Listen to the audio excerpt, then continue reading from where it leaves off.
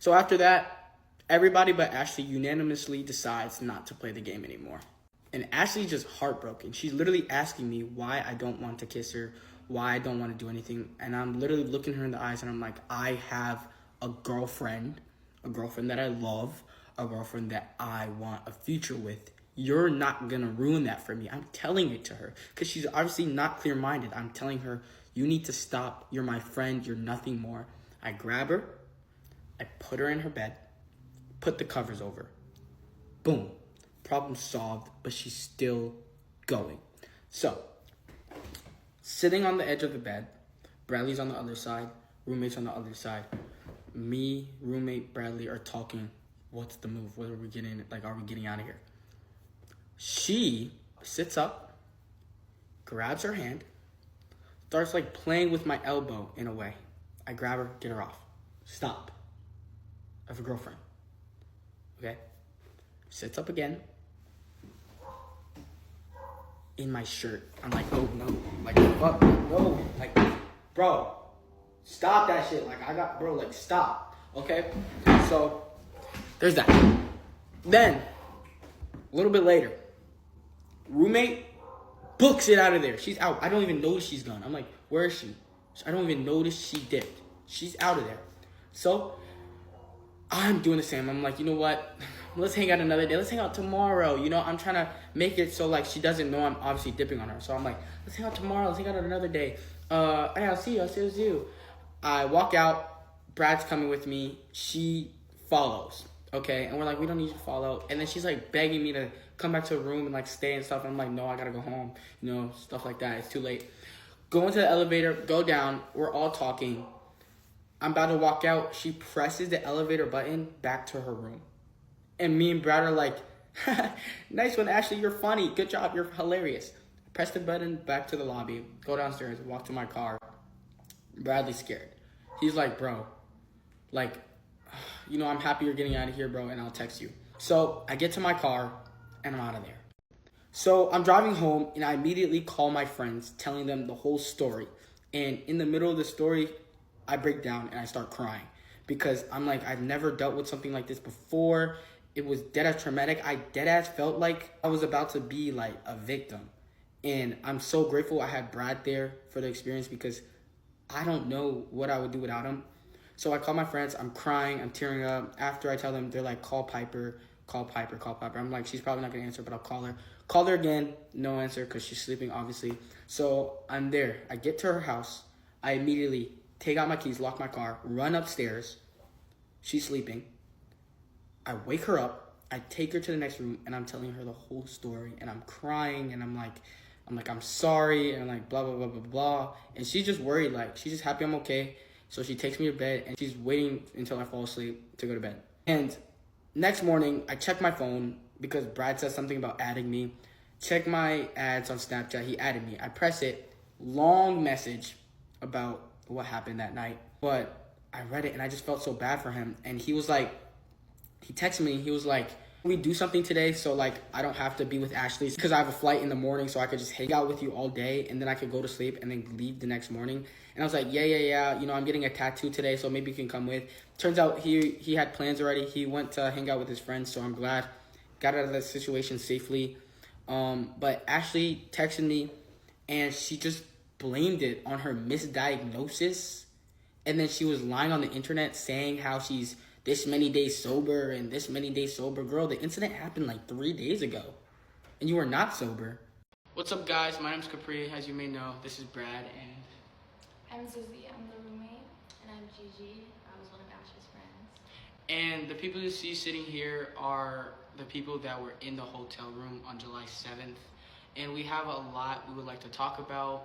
One of those things being, we wouldn't appreciate it if you guys lied and said that you guys were the ones there, because these are the only people there. And also how you're using it for clout.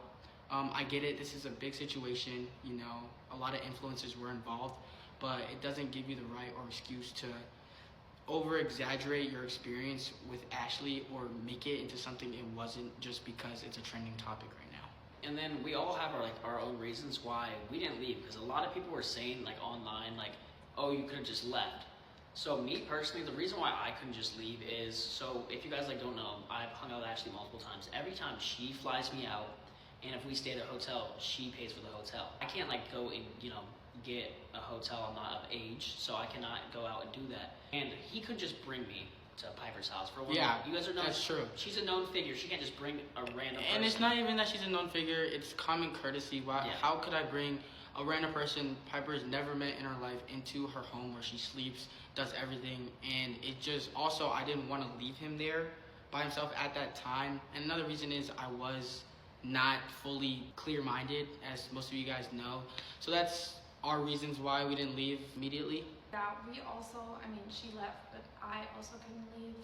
For one, I was kind of feeling bad for Brad, obviously. You also said, like, if I'll leave, you'll leave. And you were telling us, you would just walk around the hotel and be fucking scared of Ashley, and we didn't want to leave you.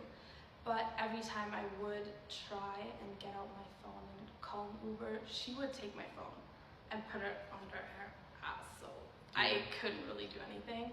We did try, and we did do like some dares, trolling around, saying like, "Oh, I dare you to leave with me." Yeah. But she wasn't taking that. Because, and another thing is, at the time, we really didn't really understand to an extent of what she was doing, because to us, she was our friend. But I just thought, honestly, that she was just drunk. And now, a couple days later, we understand, like, definitely what she was trying to do, especially after hearing everybody's experiences. I just wanted to confirm the screenshots that Brad did post were between me and Sizzy, so that was completely real. I did see some comments saying, like, he faked it and all this stuff. Not true. It was between me and Sizzy. And also, a lot of people were coming out for Brad for posting the video of the drawer. I had no idea what was fully in the drawer. All I knew that was in the drawer was handcuffs and the gummies. After seeing Brad's video, I was like, oh my gosh. The thing about the drawers, a lot of people were coming out saying like he should not be exposing them, but you guys have to understand, someone with that big of a platform, you need proof. Yeah, like especially with something this serious. But so Ashley's reason for this whole thing is like even before Capri came over, you guys can like vouch for this. She was running around cleaning the whole hotel. She's like, I need to get this thing good. Like this is my way into like getting into the streams and all that stuff. So her plan was to kind of use him and get with him, so that way he'd use it as blackmail. So she would like, tell Piper, hey, like Capri cheated.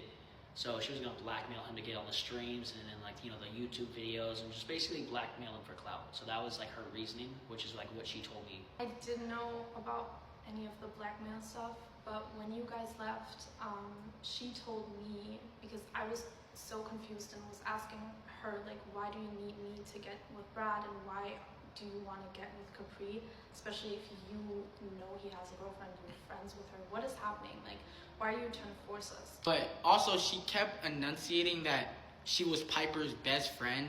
Yeah. First of all, not true at all. But if you were such a close friend of Piper, why would you try to get with her boyfriend? It's the same thing as saying I'm a lesbian, we can just hook up. And that's what she was saying. Why not do it? Because we won't remember it. She kept saying that a lot. You kept saying like, no, I have a girlfriend, and she The was whole like, time. well then drink more because you'll forget it. Yeah. Damn. And once you guys left, she like told me, because I was confronting her, like, what are you doing? She was like, no, you don't get it, Sizzy, I'm a lesbian, I want you.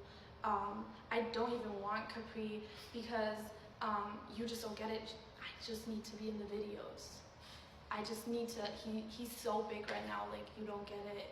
He will do some Twitch thing. I need to be in there. That's my way of getting in. Yeah, and the whole time she was saying like, by the way, like this, like their situation's not real, like it's all for like the internet. She kept saying that, like, and I didn't even know about it until her and Zizzy went to the bathroom and me and Brad had a one-on-one talk.